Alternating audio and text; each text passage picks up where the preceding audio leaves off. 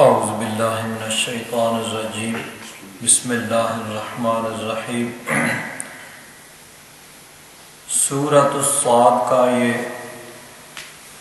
آخری رکوع ہے۔ اللہ تبارک و تعالیٰ نے ارشاد فرمایا، قل محبوب فرما دو، انما انا منذر، میں تو صرف ڈرانے والا ہوں۔ انذر ینذر، انذار کا معنی ڈرانا، منذر اس میں فاعل کا صیغہ ہے، ڈرانے والا۔ کس چیز سے ڈراتے ہیں؟ رب تبارک و تعالیٰ کے عذاب سے، کہ جو اللہ تعالیٰ کی نافرمانی کرے گا اس کے لیے رب تبارک و تعالیٰ کا عذاب ہے۔ وَمَا مِنْ إِلَٰهٍ إِلَّا اللَّهُ الْوَاحِدُ الْقَهَّارُ، اور نہیں کوئی معبود مگر اللہ تبارک و تعالیٰ، اللہ تبارک و تعالیٰ کے علاوہ اور کوئی عبادت کے لائق نہیں۔ الواحد، جو اکیلا ہے، وحدہ لا شریک ہے۔ القہار، بڑا زبردست ہے۔ رب السماوات والارض، وہ آسمانوں اور زمین کا رب ہے۔ وما بینہما، اور جو کچھ ان دونوں کے درمیان ہے، آسمانوں اور زمینوں کے درمیان۔ العزیز الغفار، وہ بڑا غالب اور بخشنے والا ہے۔ اللہ تبارک و تعالیٰ کی دو صفات کا یہاں بیان ہوا، القہار اور الغفار۔ قہار کا معنی ہوتا ہے بڑا سخت، بڑا بھاری، اور الغفار کا معنی ہے بہت زیادہ بخشنے والا۔ تو اللہ تبارک و تعالیٰ کی دونوں صفتیں ہیں، قہار بھی اور غفار بھی، کہ اللہ تبارک و تعالیٰ بخشنے والا بھی ہے، جو اس کی بارگاہ میں عاجزی اور انکساری کرتے ہیں، اپنے گناہوں پر ندامت اور شرمندگی کا اظہار کر کے توبہ و استغفار کرتے ہیں۔ اللہ تبارک و تعالیٰ اپنے فضل و کرم سے ان کو بخشتا ہے، لیکن جو اس کی بارگاہ میں تکبر کرے، غرور کرے، تو پھر اس کے لیے اس کا عذاب جو ہے، اس کی پکڑ جو ہے وہ بھی بڑی سخت ہے۔ تو ایمان کہا جاتا ہے کہ الایمان بین الخوف والرجاء، ایمان خوف اور امید کی درمیانی کیفیت کا نام ہے۔ اگر صرف انسان پہ خوف ہی خوف ہو تو پھر انسان کہے گا بھئی جب بخشنا تو ہے نہیں ہے رب نے، تو پھر ٹھیک ہے، دنیا میں جو ہوتا ہے کر لو، جس طرح ہوتا ہے کر لو۔ اور اگر صرف امید ہی امید ہو، بھئی بخش تو دینا ہی ہے اس نے، ٹھیک ہے جو چاہو کر لو، تو دونوں اگر صرف امید ہو تو پھر بھی انسان صحیح رستے سے ہٹ جائے گا، اگر صرف خوف ہو تو پھر بھی وہ صحیح رستے پہ قائم نہیں رہ سکتا۔ دونوں چیزیں ہوں، ایک طرف رب تبارک و تعالیٰ کی رحمت کی امید ہو، اور ایک طرف اس کے عذاب کا، اس کی پکڑ کا ڈر ہو، تب انسان جو ہے وہ سیدھے رستے پہ رہے گا۔ تو یہاں دونوں صفات کا دو آیات میں بیان ہوا۔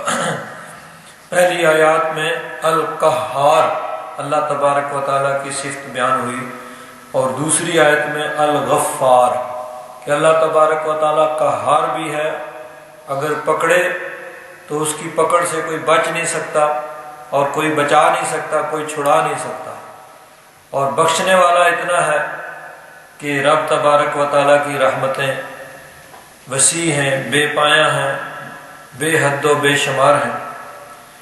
اگر وہ پکڑنا چاہے تو کوئی اس کی پکڑ سے بھاگ نہیں سکتا، اللہ تبارک و تعالیٰ نے ارشاد فرمایا سورہ الرحمن میں، یا معشر الجن والانس، اے جنوں اور انسانوں کے گروہ، ان استطعتم ان تنفذوا من اقطار السماوات والارض فانفذوا، اگر تم آسمانوں اور زمین کے کناروں سے نکل بھاگنا چاہتے ہو نکل بھاگ سکتے ہو، اگر تمہیں قوت اور طاقت ہے کہ تم بھاگ نکلو تو کوشش کر لو۔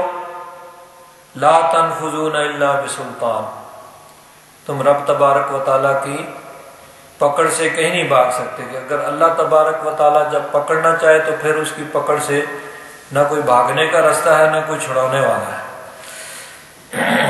تو اللہ تبارک و تعالیٰ غفار بھی ہے، بخشنے والا بھی ہے، اور اس کی بخشش کا بھی کوئی کنارہ نہیں ہے، کوئی حد نہیں ہے۔ اللہ تبارک و تعالیٰ بخشنے والا ہے۔ فرمایا قل یا عبادی الذین اسرفوا علی انفسہم لا تقنطوا من رحمت اللہ، اے محبوب میرے بندوں سے کہہ دو جنہوں نے اپنی جانوں پہ ظلم کر لیا، یعنی جن سے غلطیاں خطائیں لگسی ہوئیں گناہ ہوئے، لا تقنطوا من رحمت اللہ تبارک و تعالیٰ کی رحمت سے نا امید نہ ہو جاؤ۔ ان اللہ یغفر الذنوب جميعا، بے شک اللہ تبارک و تعالیٰ سارے گناہوں کو بخشنے والا ہے۔ انہ هو الغفور الرحیم، بے شک وہی بخشنے والا رحم فرمانے والا ہے۔ تو ایمان جو ہے وہ خوف اور امید کی درمیانی کیفیت کا نام ہے کہ ایک طرف رب تبارک و تعالیٰ کی رحمت کی امید ہو اور ایک طرف اس کے عذاب اور اس کی پکڑ کا ڈر ہو، تب انسان سیدھے رستے پہ رہ سکتا ہے۔ تو اسی لیے دونوں صفات کا قرآن پاک میں دیگر مقامات پہ الگ الگ مختلف مقامات میں ان دونوں صفات کا ذکر ہوا، لیکن یہاں اکٹھے دو مسلسل آیات میں دونوں صفات کا ذکر ہوا، القہار اور الغفار کا، کہ اللہ تبارک و تعالیٰ پکڑنے والا بھی ہے، جب پکڑے تو کوئی چھڑا نہیں سکتا، اور بخشنے والا بھی ہے کہ اس کی بخشش کی کوئی حد اور کوئی کنارہ نہیں ہے۔ قل هو نبأ عظیم، محبوب فرما دو یہ ایک بہت بڑی خبر ہے، انتم عنہ موردون، تم اس سے اعراض کر رہے ہو۔ اب یہ خبر کون سی ہے بہت بڑی؟ حضور نبی کریم صلی اللہ علیہ وسلم کی نبوت یا مرنے کے بعد دوبارہ اٹھنا قیامت، یہ ایک بہت بڑی خبر ہے، اور تم اس سے اعراض کر رہے ہو، منہ پھیر رہے ہو، اس کی طرف توجہ نہیں کر رہے۔ حضور نبی کریم صلی اللہ علیہ وسلم کی نبوت یا قیامت کے دن اٹھنا دوبارہ، یہ ایک بہت بڑی عظیم خبر ہے، لیکن تم لوگ اس سے اعراض کر رہے ہو۔ ما کان لی من علم بالملأ الاعلی اذ یختصمون، مجھے کچھ علم نہیں تھا مالائے اعلیٰ کا، اس بڑے معزز گروہ کا، اس کے بارے میں، اذ یختصمون، جب کہ وہ جھگڑ رہے تھے۔ اب یہ جھگڑا کس چیز میں تھا؟ مالائے اعلیٰ فرشتے، مقرب فرشتے جو رب تبارک و تعالیٰ کی بارگاہ خاص میں رہنے والے فرشتے ہیں، تو کس چیز میں جھگڑ رہے تھے؟ اس کی تفسیر میں دو اقوال ہیں۔ ایک یہ ہے کہ جب اللہ تبارک و تعالیٰ نے فرشتوں سے فرمایا کہ میں اپنا خلیفہ زمین میں بنانے والا ہوں، جس کا ذکر کہ قرآن پاک میں مختلف مقامات پہ آیا، ابھی یہ آگے بھی آئے گا، اور پہلے سپارے میں سب سے زیادہ تفصیل ہے کہ اللہ تعالیٰ نے فرشتوں سے فرمایا کہ میں زمین میں خلیفہ بنانے والا ہوں۔ تو فرشتوں نے کہا اتجعل فیہا من یفسد فیہا، مولا تو زمین میں اس کو خلیفہ بنائے گا جو اس میں فساد کرے گا، ویسفک الدماء، خون بہائے گا، وَنَحْنُ نُسَبِّحُ بِحَمْدِكَ وَنُقَدِّسُ لَكَ، ہم تیری تسبیح کرتے ہیں تیری حمد کے ساتھ اور تیری تقدیس، تیری پاکی کو بیان کرتے ہیں۔ قَالَ إِنِّي أَعْلَمُ مَا لَا تَعْلَمُونَ، اللہ تعالیٰ نے فرمایا کہ میں وہ جانتا ہوں جو تم نہیں جانتے۔ اللہ تعالیٰ نے جب فرشتوں کے سامنے اس بات کا اظہار فرمایا کہ میں زمین میں آدم علیہ السلام کو خلیفہ بنانے والا ہوں، تو اس وقت فرشتوں نے آگے سے جو عرض معروض کی اس کا ہے کہ آپس میں اللہ تبارک و تعالیٰ کی بارگاہ میں فرشتے وہ عرض کر رہے تھے۔ اور اس کی دوسرا جو ہے اس کے بارے میں احادیث مبارکہ میں بڑی تفصیل ہے۔ دوسرا جو قول ہے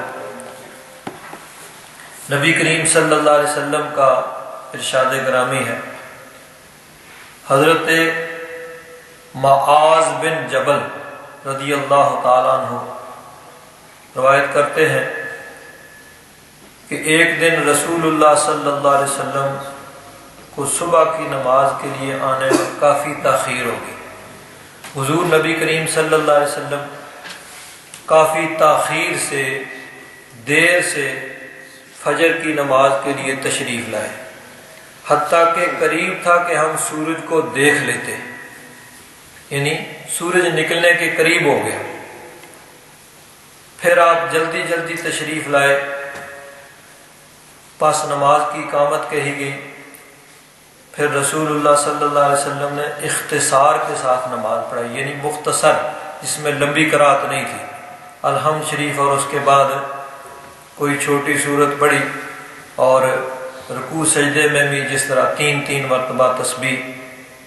تو نماز بڑی مختصر، کیونکہ سورج نکلنے کے بالکل قریب تھا۔ حضور نبی کریم صلی اللہ علیہ وسلم اتنی دیر سے تشریف لائے کہ سورج نکلنے کے قریب ہو گیا تھا۔ پھر حضور تشریف لائے تو مختصر نماز پڑھائی۔ سلام پھیرنے کے بعد آپ نے ہم سے بلند آواز میں فرمایا کہ جس طرح بیٹھے ہوئے اسی طرح اپنی صفوں میں بیٹھے رہو۔ پھر ہماری طرف متوجہ ہو کے فرمایا اب میں تمہیں بتاتا ہوں کہ کس وجہ سے مجھے نماز فجر کے لیے آنے میں تاخیر ہوگی۔ فرمایا کہ میں رات کو اٹھا، میں نے وضو کیا اور جتنی نماز میرے مقدر میں تھی میں نے اتنی نماز پڑھی، یعنی نماز تہجد جو اللہ تبارک و تعالیٰ نے توفیق دی وہ میں نے پڑھی۔ پھر مجھے اونگ آ گئی، یعنی نیند آ گئی۔ اچانک میرے سامنے میرا رب تبارک و تعالیٰ نہایت حسین صورت میں تھا، یعنی رب تبارک و تعالیٰ کا دیدار خواب کے اندر ہوا۔ یہاں ایک بات قابل غور ہے کہ ایک مرتبہ جو معراج ہوئی ہے، حضور نبی کریم صلی اللہ علیہ وسلم نے رب تبارک و تعالیٰ کا دیدار کیا ہے معراج کی رات، وہ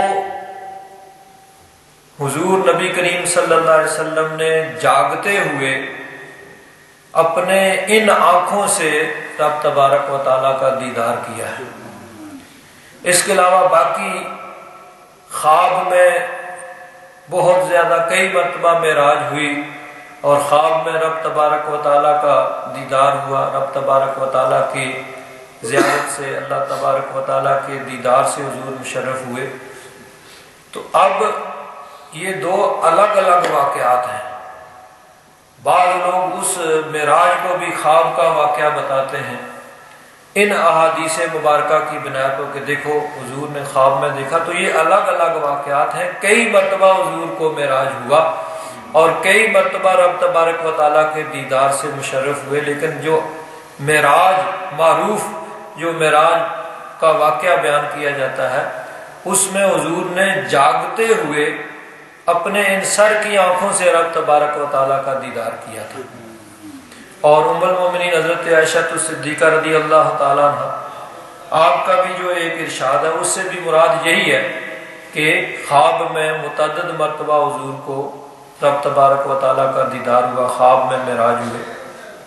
تو یہ اس معراج کا واقعہ نہیں ہے، بلکہ یہ خواب کے اندر جو واقعہ پیش ہے اس کا بیان ہو رہا ہے کہ خواب میں رب تبارک و تعالیٰ کے دیدار سے مشرف ہوئے۔ تو رب تبارک و تعالیٰ نے فرمایا اے میرے پیارے حبیب یا محمد، میں نے کہا لبیک یا رب کریم میں حاضر ہوں۔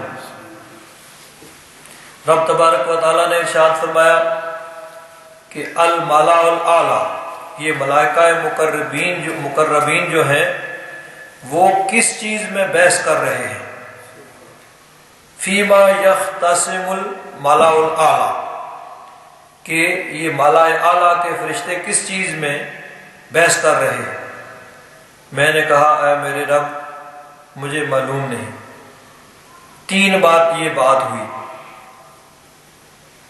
پھر حضور فرماتے ہیں میں نے دیکھا کہ رب تبارک و تعالیٰ نے اپنا ہاتھ میرے دونوں کندھوں کے درمیان رکھا۔ اب رب تبارک و تعالیٰ کا ہاتھ، اس کی کیفیت کیا ہے وہ ہماری سمجھ میں نہیں آ سکتی۔ بہرحال جیسے بھی ہے، اس کی جو بھی کیفیت ہے وہ رب تبارک و تعالیٰ بہتر جانتا ہے۔ حضور فرماتے ہیں کہ اپنا دست قدرت رب تبارک و تعالیٰ نے میرے دونوں کندھوں کے درمیان رکھا، حتیٰ کہ میں نے اس کے پوروں کی ٹھنڈک اپنے سینے میں محسوس کی۔ ہاتھ پیچھے دونوں کندھوں کے درمیان رکھا گیا تو اس کی ٹھنڈک سینے میں محسوس کی۔ پھر ہر چیز میرے لیے منکشف ہو گئی اور اس کو میں نے پہچان لیا، ہر چیز مجھے نظر آ گئی اور ہر چیز کو میں نے جان لیا۔ پھر رب تبارک و تعالیٰ نے فرمایا میرے محبوب، میں نے کہا لبیک یا رب ذوالجلال۔ فرمایا یہ مالا اعلیٰ کے فرشتے کس چیز میں بحث کر رہے ہیں؟ تو میں نے عرض کیا کفارات میں۔ رب تبارک و تعالیٰ نے فرمایا وہ کفارات کیا ہیں؟ میں نے کہا وہ جماعت سے نماز پڑھنے کے لیے چل کر جانا، نماز کے لیے جانا، جو بھی قدم انسان اٹھاتا ہے آتے ہوئے جاتے ہوئے وہ کفارہ ہے، انسان کے گناہوں کا کفارہ بنتے ہیں۔ نماز کے لیے انسان جتنے قدم اٹھاتا ہے، نماز کے لیے جا رہا ہے، نماز سے واپس آ رہا ہے، یہ کفارات ہیں کہ گناہوں سے کفارہ ہو جاتے ہیں۔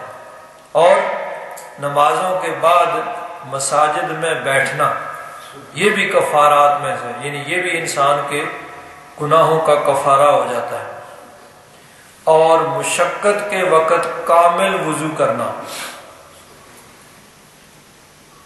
تو اب اگر پانی ٹھنڈا ہے، سردی ہے، وضو کرنے کو جی نہیں چاہ رہا، تو ایسی حالت میں سخت سردی میں یا ٹھنڈے پانی سے وضو کرتے ہوئے جب طبیعت پر بھاری ہو، مشکل ہو، تو اس وقت کامل وضو کرنا یہ بھی کفارات میں سے ہے۔ اور پھر فرمایا کہ پھر کس چیز میں کفارہ ہے، یعنی اس کے علاوہ 3 چیزیں تو یہ بیان ہوئی، نمازوں کے لیے چل کر جانا، نمازوں کے بعد مساجد میں بیٹھنا اور مشقت کے وقت کامل وضو کرنا۔ اور فرمایا اور کیا کیا چیزیں ہیں؟ تو حضور نبی کریم صلی اللہ علیہ وسلم فرماتے ہیں میں نے عرض کیا کھانا کھلانے میں، یعنی اگر کوئی ضرورت مند ہے، حاجت مند ہے، اس کو کھانا کھلایا جائے، اپنے دوست کو، احباب کو، رشتہ داروں کو۔ اور نرمی سے بات کرنے میں، بات کرنا نرمی کے ساتھ، پیار کے ساتھ، محبت کے ساتھ، ایک سختی کے ساتھ، درست طریقے سے، کہ جس طرح کہتے ہیں کہ ڈانگ مار کے بات کرنا بھی ایک طریقہ ہوتا ہے، کہ نرمی سے، پیار سے، محبت کرنا۔ تو حضور فرماتے ہیں میں نے عرض کیا مولا نرمی سے بات کرنا یہ بھی کفارہ ہے۔ 3 چیزیں پہلے بیان ہوئی، آگے کھانا کھلانا، نرمی سے بات کرنا، اور رات کو جب لوگ سوئے ہوئے ہوں اس وقت نماز پڑھنا۔ لوگ محو خواب ہیں، نیند کے مزے لے رہے ہیں، گرم گرم بستر پہ لوگ نیند کے مزے لے رہے ہیں، اس وقت جو اٹھے گا اور اللہ اللہ کرے گا اور رب تبارک و تعالیٰ کی بارگاہ میں قیام کرے گا، نماز پڑھے گا، یہ بھی خاص کفارات میں سے ہے۔ پھر فرمایا اے میرے محبوب سوال کرو۔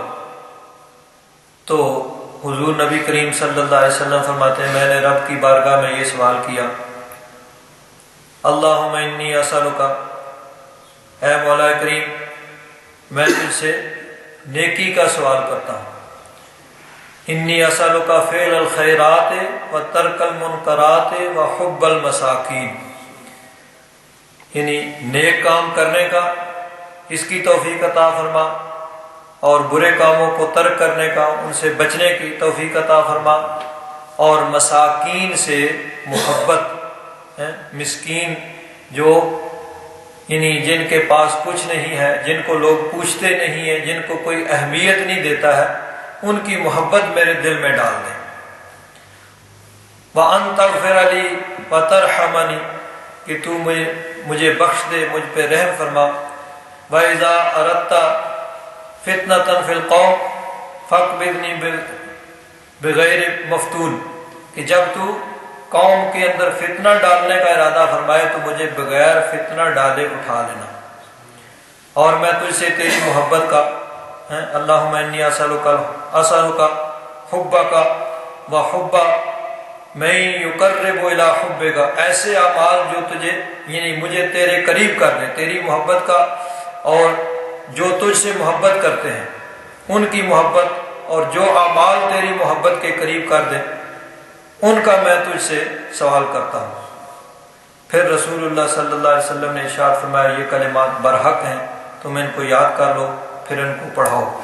تو یہ حدیث پاک حضرت ابن عباس رضی اللہ تعالیٰ عنہ سے بھی مروی ہے، اور حضرت معاذ بن جبل رضی اللہ تعالیٰ عنہ سے بھی مروی ہے۔ تو اس میں مالا اعلیٰ کے وہ فرشتے جو ہیں ان کی اس گفتگو اور اس بحث کا ذکر ہے کہ وہ کس میں بحث کر رہے ہیں۔ تو پہلے نبی کریم صلی اللہ علیہ وسلم نے یہ عرض کیا کہ مولا مجھے اس چیز کا علم نہیں ہے۔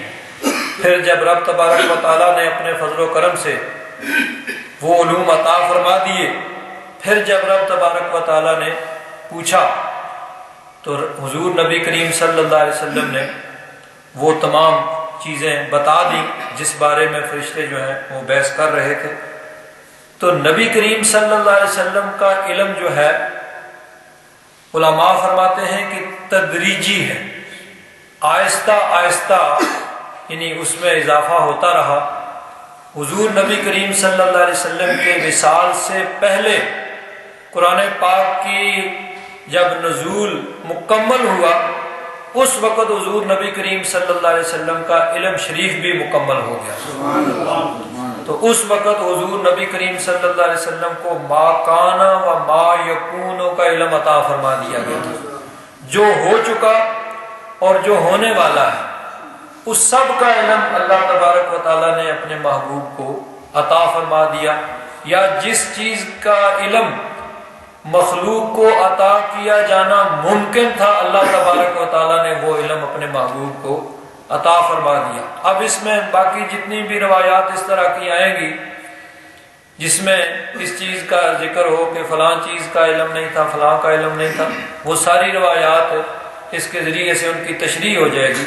ویسے اس میں اور تعویلیں بھی ہیں، حکمتیں بھی ہوتی ہیں، لیکن یہ ہے کہ حضور نبی کریم صلی اللہ علیہ وسلم کو تدریجاً آہستہ آہستہ سٹیپ بائی سٹیپ اللہ تبارک و تعالیٰ نے علم عطا فرمایا، حضور کے علم کی تکمیل ہوئی۔ اور جب حضور نبی کریم صلی اللہ علیہ وسلم کے علم کی تکمیل ہوئی تو احادیث مبارکہ میں آتا ہے کہ ایک مرتبہ نبی کریم صلی اللہ علیہ وسلم صبح کی نماز پڑھ کے منبر شریف پہ تشریف فرما ہوئے تو حضور نے بیان فرمانا شروع کیا۔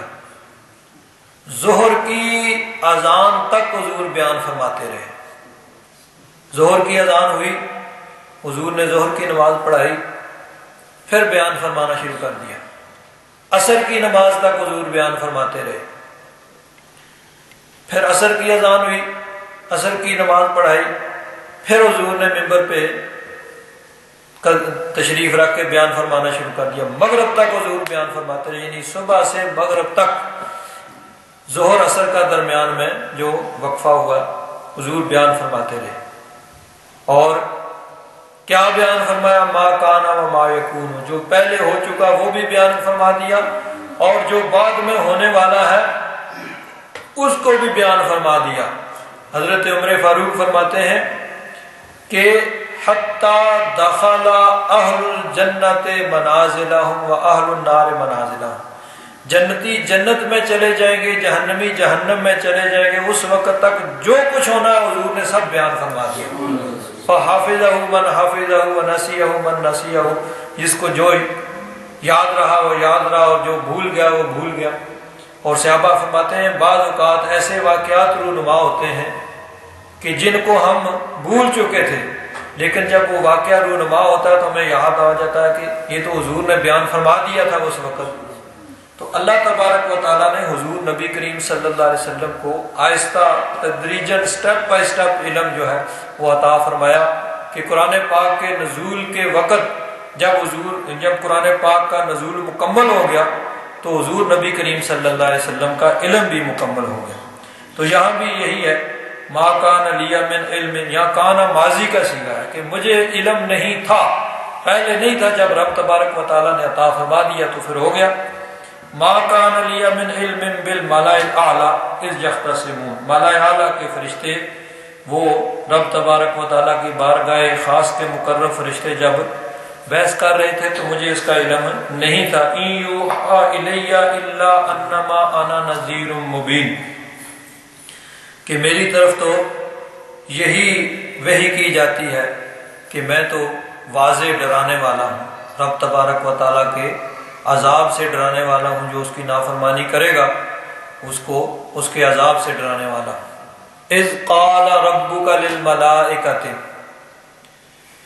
جب فرمایا آپ کے رب نے فرشتوں سے، انی خالق بشرا من طین، میں مٹی سے ایک بشر بنانے والا ہوں۔ حضرت آدم علیہ السلام کی تخلیق کا یہ واقعہ قرآن پاک میں پہلے بھی کئی مقامات پہ، شروع میں سورہ البقرہ میں ذکر ہوا، اس کے بعد 8ویں سپارے میں سورہ الاعراف کے شروع میں ذکر ہوا، پھر اس کے بعد 14ویں سپارے میں سورۃ الحجر میں بیان ہوا، 15ویں سپارے میں 2 مرتبہ ہے، سورہ بنی اسرائیل میں اور سورہ کاف میں بھی یہ ذکر ہوا۔ اب یہاں پہ بھی یہ واقعہ جو ہے حضرت آدم علیہ السلام کی تخلیق کا، اب مختلف جگہ پہ ایک ہی واقعہ ہے، الفاظ میں کچھ تھوڑا بہت فرق ہے، لیکن اس میں رب تبارک و تعالیٰ جانتا ہے کہ کیا کیا حکمتیں ہیں اور کس کس حکمت کے تحت اللہ تبارک و تعالیٰ نے اس واقعہ کو متعدد مرتبہ بیان فرمایا ہے۔ تو فرمایا انی خالق بشرا من طین، کہ میں مٹی سے ایک بشر کو بنانے والا ہوں۔ ایک جگہ فرمایا خالق بشرا من صلصال من حماء مسنون، ایک سیاہ گارے سے بنانے والا ہوں۔ تو مختلف صورتیں تھیں کہ مٹی کو پانی کے ساتھ گوندا گیا، پہلے وہ گارے کی شکل تھی، پھر بعد میں جب حضرت آدم علیہ السلام کا پتلا بن گیا تو وہ اس طرح تھی جس طرح کھنکھناتی مٹی ہوتی ہے۔ تو مختلف اس کے یعنی سٹیپ ہیں، مختلف اس کے مواقع ہیں۔ تو مختلف جگہوں پہ کہیں پہ ایک جگہ ایک سٹیپ کا ذکر ہے، کہیں دوسرے سٹیپ کا ذکر ہے۔ تو فرشتوں سے فرمایا فَإِذَا سَوَّيْتُهُ، جب میں اس کو بنا سنوار لوں، وَنَفَخْتُ فِيهِ مِن رُوحِي، اور اس میں اپنی روح پھونک دوں، مِن رُوحِي، اپنی خاص روح، فَقَعُوا لَهُ سَاجِدِينَ، تو بس تم اس کے آگے سجدے میں گر پڑنا۔ واقع یقع سے قعود جمع کا صیغہ ہے، تم سب اس کے آگے سجدہ کرنا۔ فسجد الملائکۃ کلہم اجمعون، جب اللہ تبارک و تعالیٰ نے حضرت آدم علیہ السلام کا خاکی پتلا بنا لیا اور اس میں روح پھونک دی، تو رب تبارک و تعالیٰ کے حکم کے مطابق فرشتے جو ہیں وہ سجدے میں پڑ گئے۔ فسجد الملائکۃ، فرشتوں نے سجدہ کیا۔ الملائکہ جمع کا صیغہ ہے۔ اب اس میں یہ ہے کہ اگر صرف اتنا ہوتا تو پھر ممکن تھا جمع کے لیے 3 سے زیادہ 5 7 10 20 فرشتوں نے سجدہ کیا، تو بات الملائکہ میں جو اس کا مصداق وہ ہو جاتا ہے کہ ٹھیک ہے بھئی 10 20 40 100 فرشتوں نے سجدہ کیا، لیکن اللہ تبارک و تعالیٰ نے فرمایا کہ نہیں، کلہم، سب کے سب فرشتوں نے سجدہ کیا۔ الملائکہ جمع کا صیغہ ہے اور کل کے ساتھ اس کی تاکید کی گئی ہے کہ سب کے سب فرشتے جو ہیں انہوں نے سجدہ کیا۔ اجمعون، سب نے اکٹھے سجدہ کیا. یہ نہیں کہ کسی نے آج کر لیا کسی نے کل کر لیا، نہیں، رب تبارک و تعالیٰ کے حکم کے مطابق جیسے ہی رب تبارک و تعالیٰ نے حضرت آدم علیہ السلام کی تخلیق مکمل ہوئی، خاکی پتلا بنا کے اس میں روح پھونکی، سارے کے سارے فرشتے اکٹھے جو ہیں وہ سجدے میں گر گئے، الا ابلیس، مگر شیطان، اس نے سجدہ نہیں کیا. استکبر وکان من الکافرین، اس نے تکبر کیا اور وہ کافروں میں سے تھا یا کافروں میں سے ہو گیا. ایک تو یہ ہے کانا، اگر اپنے اصلی معنی میں ہو تو معنی ہوگا کانا من الکافرین، وہ کافروں میں سے تھا، یعنی رب تبارک و تعالیٰ کو علم تھا کہ یہ کافر ہے، ابھی تک یہ سجدے بھی کر رہا ہے، عبادت بھی کر رہا ہے، 6 لاکھ سال تک وہ سجدے کرتا رہا، عبادت کرتا رہا، زمین کے چپے چپے پہ اس نے سجدہ کیا. لیکن رب تبارک و تعالیٰ کو علم تھا کہ نمازی تو بڑا ہے، سجدے تو بڑے کرتا ہے، لیکن جب میرے پیارے کی تعظیم کا وقت آئے گا اس وقت یہ انکار کر جائے گا. نمازی بڑا ہے لیکن جب تعظیم کا موقع آئے گا تو اس کی اصلیت ظاہر ہو جائے گی، اس کی نمازوں کا پول کھل جائے گا. تو کان من الکافرین، رب تبارک و تعالیٰ کو پہلے سے علم تھا کہ یہ کافروں میں سے ہے، اور اس نے خاص موقع پہ آ کے میرے پیارے کی تعظیم کا انکار کر کے اپنی اصلیت کو ظاہر کر دینا ہے. تو پہلے تو بڑا نمازی متقی پرہیزگار تھا اور تبلیغ بھی کرتا تھا، فرشتوں کا استاد تھا، فرشتوں کو سکھاتا تھا، لیکن جب اللہ کے پیارے کی تعظیم کا موقع آیا تو اس وقت انکار کر بیٹھا. حضرت آدم علیہ السلام کو جو سجدے کا حکم دیا، حضرت امام رازی رحمۃ اللہ تعالی علیہ ارشاد فرماتے ہیں امرت الملائکۃ لسجود آدم لأن نور محمد صلی اللہ علیہ وسلم کان فی جبہۃ آدم. فرشتوں کو جو حکم دیا گیا نا کہ آدم علیہ السلام کے سامنے سجدہ کرو، اس کی وجہ یہ تھی کہ آدم علیہ السلام کی پیشانی میں اللہ تبارک و تعالیٰ نے حضور کا نور رکھا ہوا تھا، اور اصل میں تعظیم تھی نور محمدی کی صلی اللہ تعالیٰ علیہ وسلم.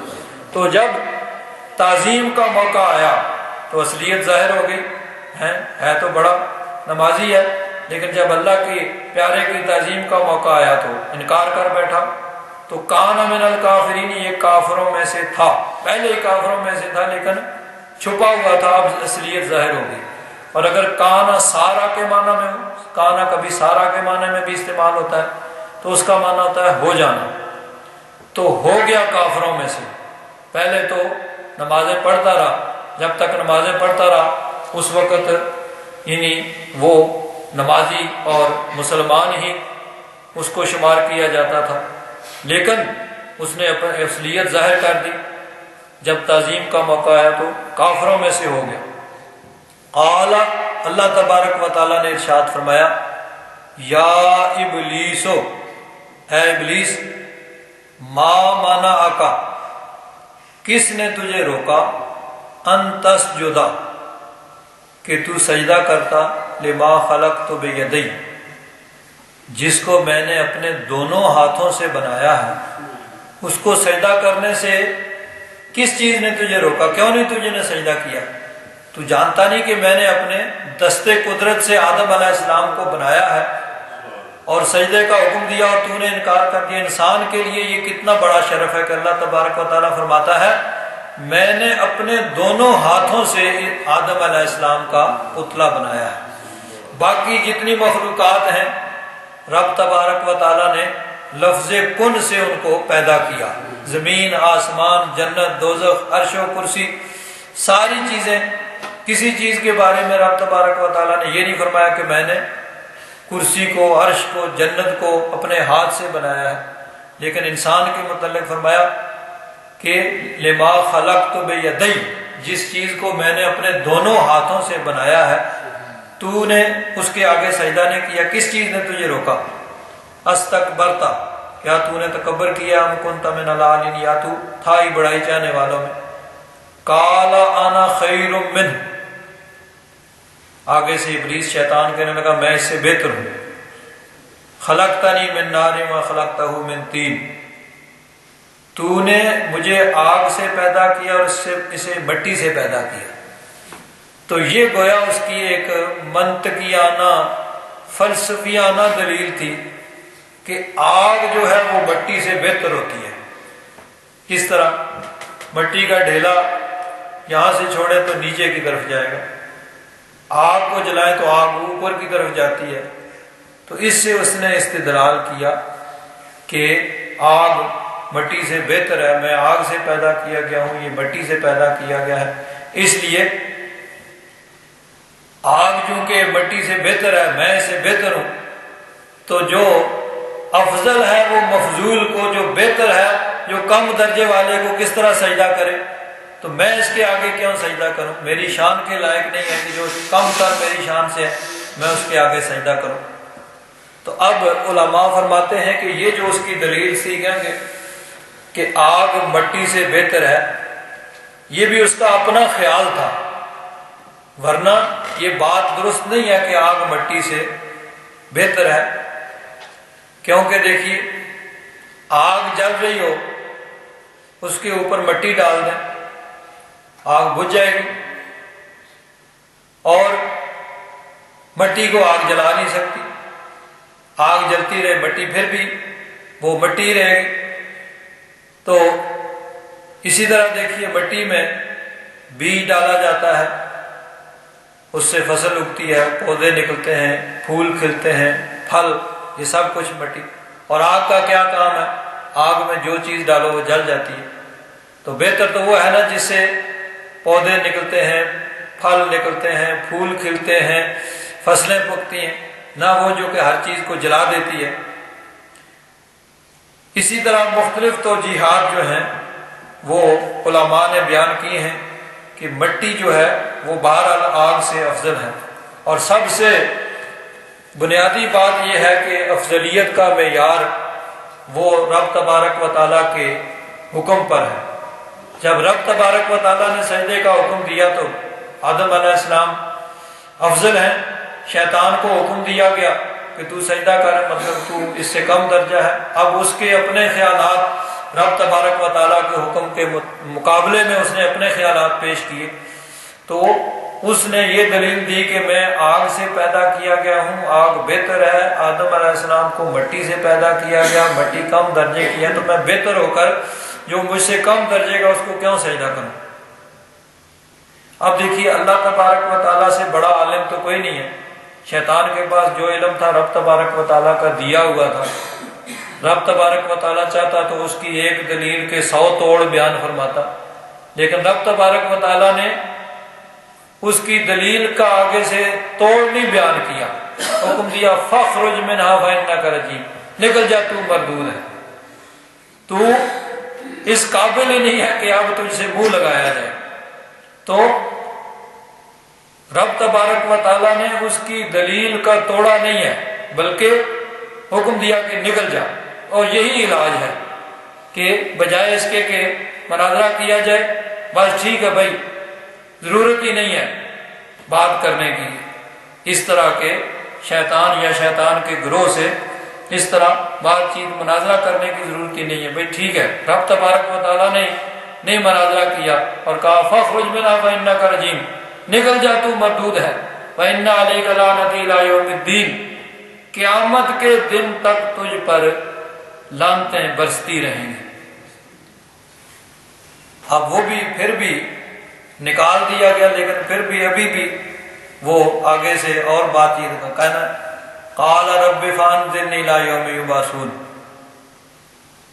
اے رب مجھے اس دن تک مہلت دے دے جس دن لوگ اٹھائے جائیں گے۔ اب دیکھیے شیطان جو ہے وہ قیامت کو مان رہا ہے، اب بھی اقرار کر رہا ہے کہ قیامت آئے گی، سارے لوگ مر جائیں گے، جو بھی اس وقت زندہ ہوں گے وہ سب، پھر سب لوگوں کو دوبارہ اٹھایا جائے گا، قیامت کا اقرار کر رہا ہے۔ اللہ تبارک و تعالیٰ کی توحید کا اقرار کرنے والا ہے۔ رب تبارک و تعالیٰ کی توحید کا اس نے انکار نہیں کیا۔ رب تبارک و تعالیٰ کے مقابلے میں کوئی اور معبود نہیں اس نے کھڑا کیا۔ یہ نہیں کہا کہ مولا میں تیری عبادت نہیں کرتا یا تیرے ساتھ فلاں کی بھی عبادت کرتا ہوں، نہیں، رب تبارک و تعالیٰ کو وحدہ لا شریک مانتا ہے اور مان رہا ہے، اور آئندہ بھی گارنٹی ہے کہ رب کے مقابلے میں وہ کوئی اور معبود نہیں بنائے گا۔ قیامت کو بھی مانتا ہے، سب چیزوں کو مانتا ہے۔ مار کہاں سے کھا گیا؟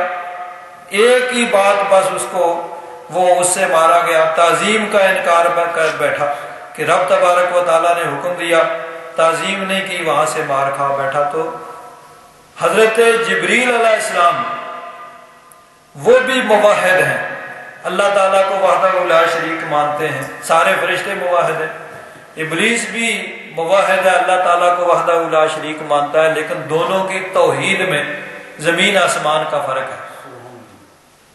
حضرت جبریل امین نے عرض کیا مولا جب تجھے مان لیا، جس جس کی تعظیم کا حکم دے گا ہم تعظیم کرتے جائیں گے، یہ بھی تیری توحید کا حصہ ہے۔ اور شیطان نے کہا مولا تجھے مان لیا، تیرا انکار نہیں ہے، لیکن اگر تو کہے کسی اور کی تعظیم کروں، یہ نہیں ہو سکتا۔ ایک روایت میں اس طرح بھی آتا ہے کہ ایک دفعہ شیطان حضرت موسیٰ علیہ السلام کے پاس گیا اور کہنے لگا آپ رب کی بارگاہ میں جاتے ہیں تو میرا مقدمہ بھی پیش کر دیں، کوئی میری معافی کی بھی صورت ہو جائے۔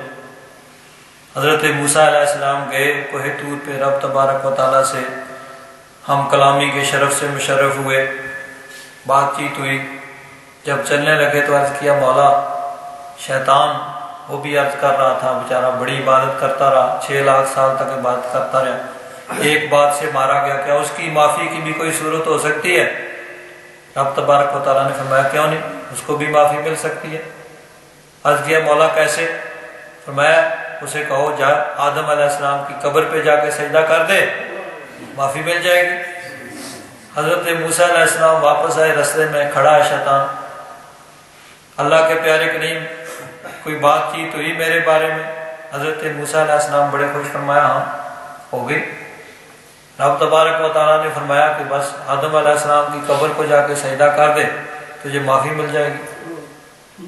اس نے کہا بھائی اس وقت تو سجدہ کیا نہیں جب اللہ تعالیٰ نے حکم دیا تھا، جب زندہ تھے، اب جا کے ان کی قبر کو سجدہ کرو، یہ کام مجھ سے نہیں ہوتا۔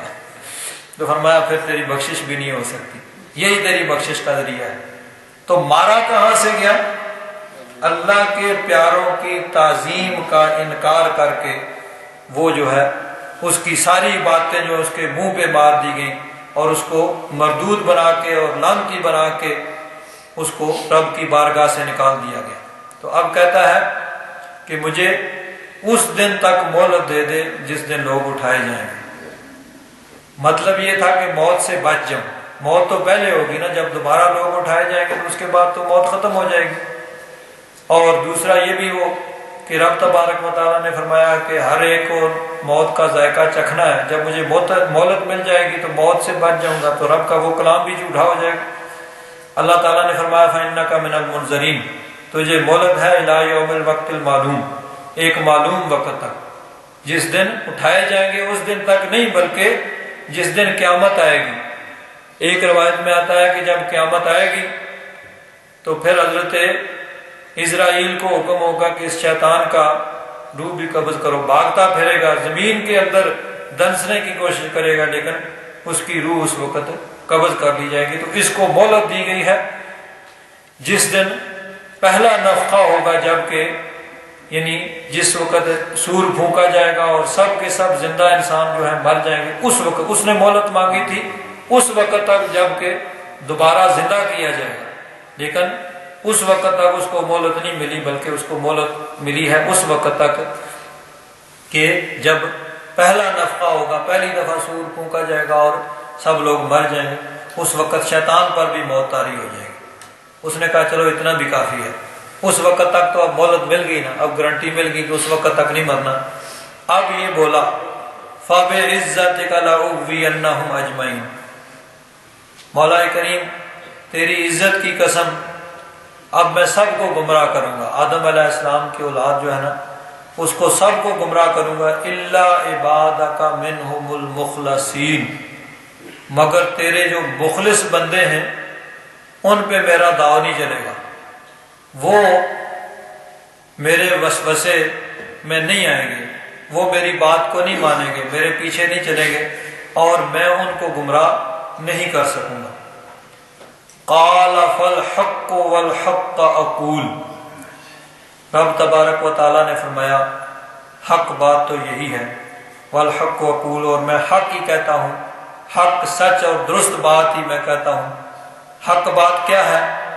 لَأَمْلَأَنَّ جَهَنَّمَ مِنْكَ وَمِمَّنْ تَبِعَكَ مِنْهُمْ أَجْمَعِينَ، تجھے بھی اور جو تیرے پیچھے چلیں گے، تیری بات مانیں گے اور تیری جماعت، تیری پارٹی، تیرے گروپ میں شامل ہو جائیں گے، سب کو سب جہنم میں ڈال دوں گا، ان سے جہنم کو بھر دوں گا۔ یعنی اب جو تیری بات مانے گا اور تیرے پیچھے چلے گا اور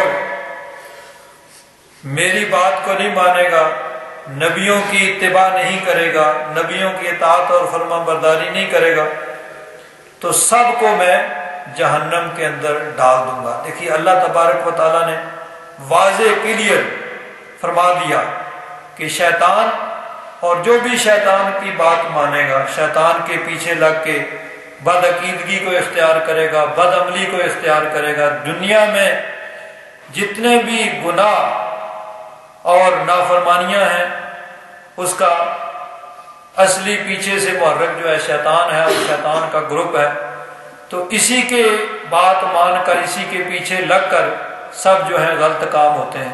تو اللہ تبارک و تعالیٰ نے فرما دیا کہ جو تیری بات مانے گا، تیری اتباع کرے گا، تیرے پیچھے لگے گا، اسے بھی تیرے ہی ساتھ میں جہنم میں ڈال دوں گا۔ اب ہم نے دیکھنا یہ ہے کہ ہم نے کیا کرنا ہے، اللہ کے فرمان کو ماننا ہے، نبی رسولوں کی اتباع کرنی ہے، یا شیطان کی اتباع کرنی ہے۔ لیکن دنیا میں ہوتا یہی ہے کہ شیطانی کام جو ہے اس کو ہم فوراً پکڑ لیتے ہیں، فوراً اس کی طرف بھاگتے چلے جاتے ہیں، اور جو نیکی کے کام ہوتے ہیں اس طرف ہماری توجہ کٹ ہوتی ہے، بہت کم توجہ ہوتی ہے اس کی طرف۔ شیطانی کام جو ہے اس کی طرف ہم بھاگ کے جاتے ہیں، دوڑ کے جاتے ہیں، اس کے لیے ہمیں تکلیف اٹھانی پڑے، مشقت اٹھانی پڑے، پیسہ خرچ کرنا پڑے، سب کچھ کرتے ہیں۔ لیکن جو نیکی کے کام ہیں ان میں تکلیف بھی نہ ہو، مشقت بھی نہ ہو اور کچھ خرچہ بھی نہ ہو، لیکن اس طرف بہت کم توجہ ہوتی ہے۔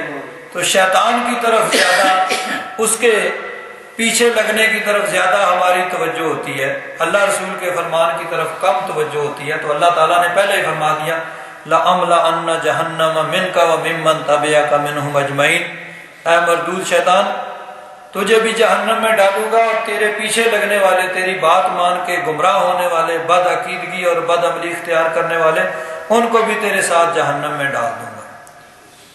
قل، محبوب فرما دو، ما اسألکم علیہ من اجر، میں اس تبلیغ پر تم سے کوئی اجر نہیں مانگتا، رب کا حکم، رب کا فرمان تم تک پہنچا رہا ہوں، اس پہ تم سے کوئی اجر نہیں مانگتا۔ وما انا من المتکلفین، اور نہ میں تکلف کرنے والا ہوں۔ تکلف، تصنع، بناوٹ اور دکھاوا، یعنی اندر کچھ ہو باہر انسان کچھ ظاہر کرے، یہ تکلف اور تصنع اور بناوٹ، ریاکاری۔ تو فرمایا کہ میں متکلفین میں سے نہیں ہوں، بلکہ فطری تھی، جو کچھ ہے، جو سامنے ہے وہی اندر ہے، جو اندر ہے وہ باہر ہے، جو باہر ہے وہی اندر ہے، جو دل میں ہے وہی اعضاء سے ظاہر ہو رہا ہے، اور جو اعضاء سے ظاہر ہو رہا ہے وہی دل میں ہے۔ ان هو الا ذکر للعالمین، یہ نصیحت ہے تمام جہان والوں کے لیے۔ وَلَتَعْلَمُنَّ نَبَأَهُ بَعْدَ حِينٍ، اور اس کی خبر جو ہے تم یقیناً جان لو گے کچھ عرصہ بعد، کہ تمہیں تھوڑے ہی عرصہ بعد جو ہے قرآن پاک کے جو بھی فرامین ہیں، جو ارشادات ہیں، ان کی حقیقت تمہارے سامنے ظاہر ہو جائے گی۔ وہ موت کے وقت بھی ہو سکتا ہے، اور ورنہ قیامت کے دن تو سب کچھ سب کے سامنے ظاہر ہو جائے گا اور کوئی چیز کسی سے پوشیدہ نہیں رہے گی، اور سب اپنی آنکھوں کے ساتھ اس کی صداقت کو دیکھ لیں گے۔